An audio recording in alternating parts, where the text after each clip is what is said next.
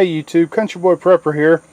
You see a lot of knives on the market today, a lot of different knives that are claimed to be great survival knives and camping and hiking knives and great defensive knives, and there's an absolute ton of knives out there, and it's tough to know what's good and what isn't, what's good money spent and what's not so good. You can spend $200–300 easily on a high-end quote-unquote bushcraft survival knife, and there's a lot of different designs out there, and it's kind of confusing, really, and there's a lot of hype, and there's a lot of well, fantasy, to be honest.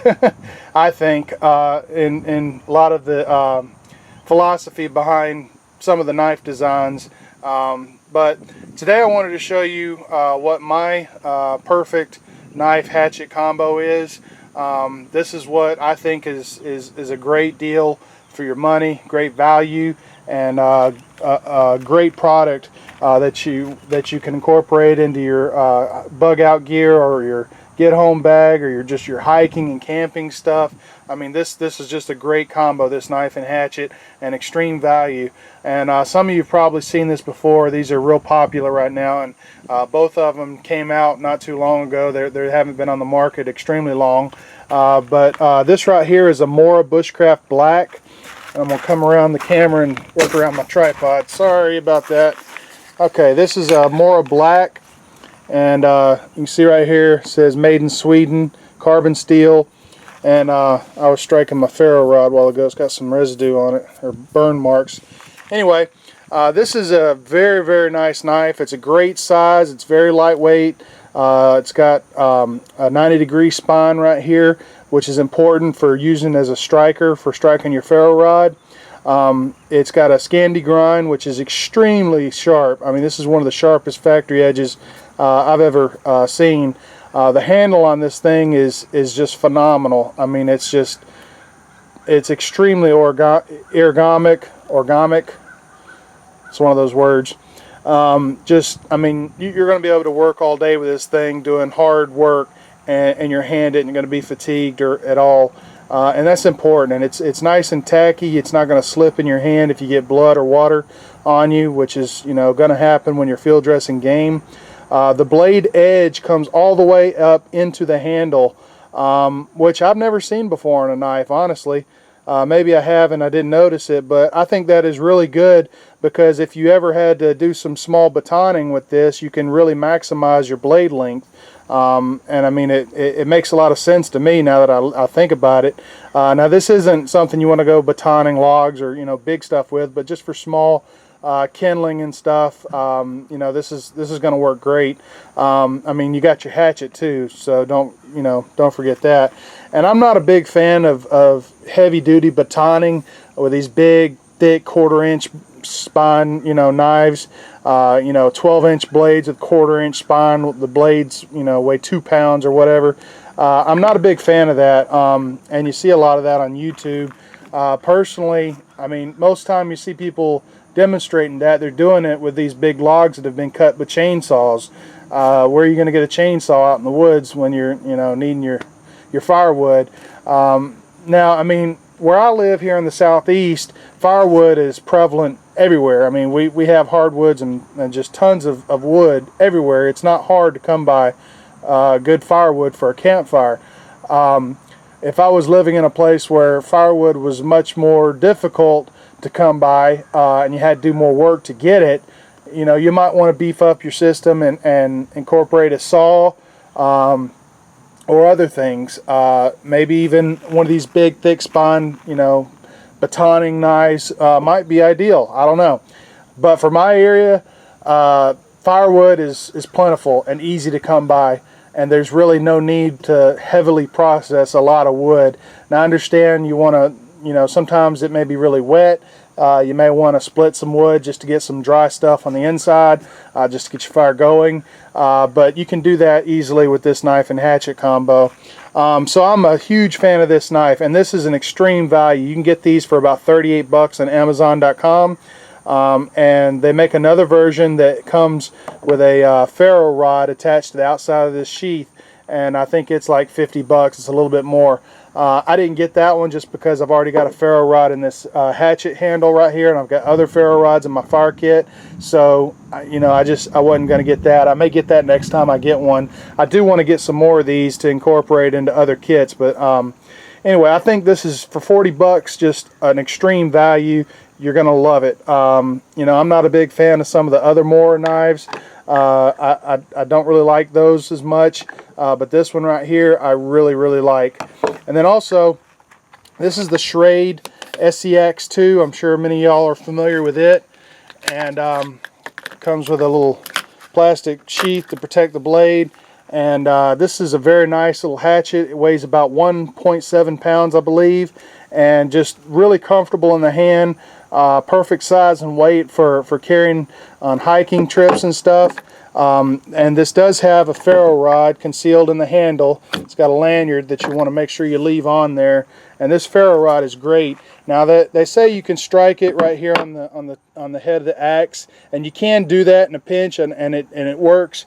But it doesn't work near as good as taking this sharp 90-degree angle and doing it with that, because I mean, this thing just showers sparks like crazy. And this ferro rod works great. It's a nice thick one. It's not a real small one. It's a good size.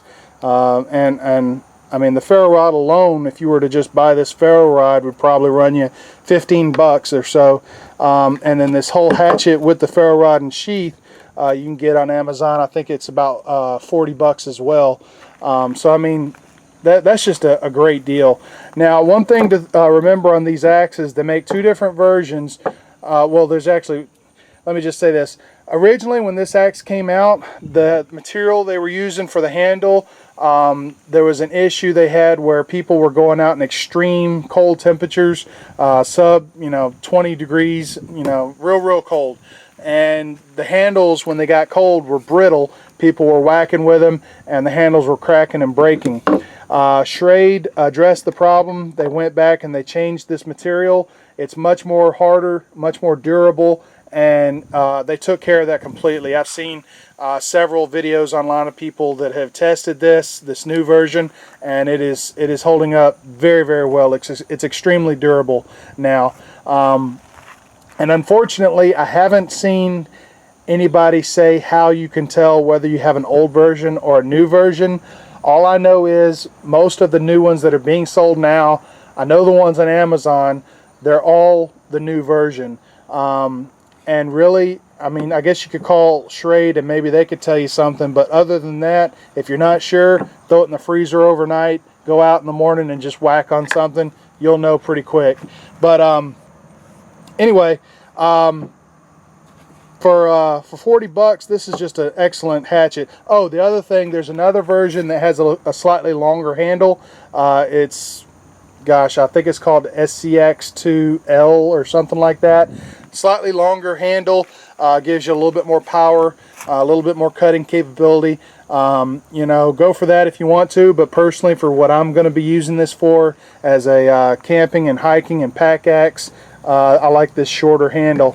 It's got a nice pommel right here on the back that you can use to hammer tent stakes or crush stuff, pound stuff, whatever.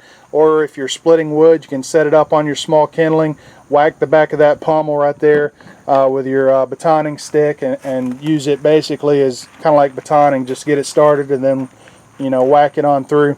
So anyway, for 40 bucks for the hatchet, 40 bucks, 38, whatever for the knife, you can't go wrong. I got 80 bucks in this stuff right here. You can get them on Amazon, free shipping, and I mean, there you go. You don't have to spend a ton of money on some $200 fancy bushcraft knife that's got a 12-inch blade and quarter-inch spine. If that's what you like, that's what you want, that's what you're used to, go for it.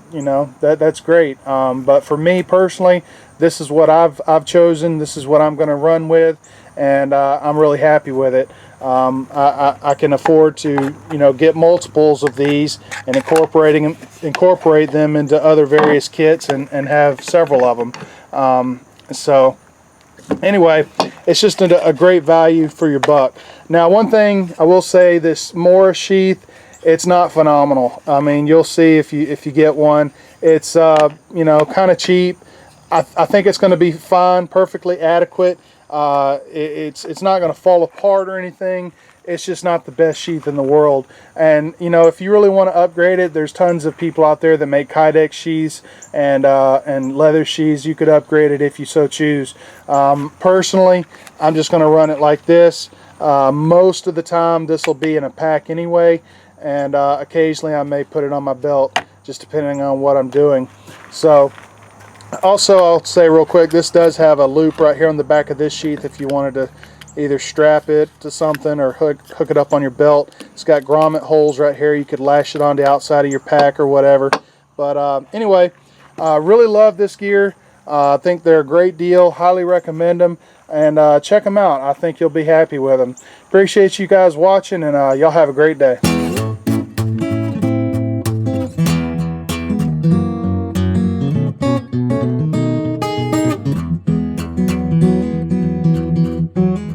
It works really good with this knife too. Just look at these sparks. I mean, these things just shower sparks. Huh?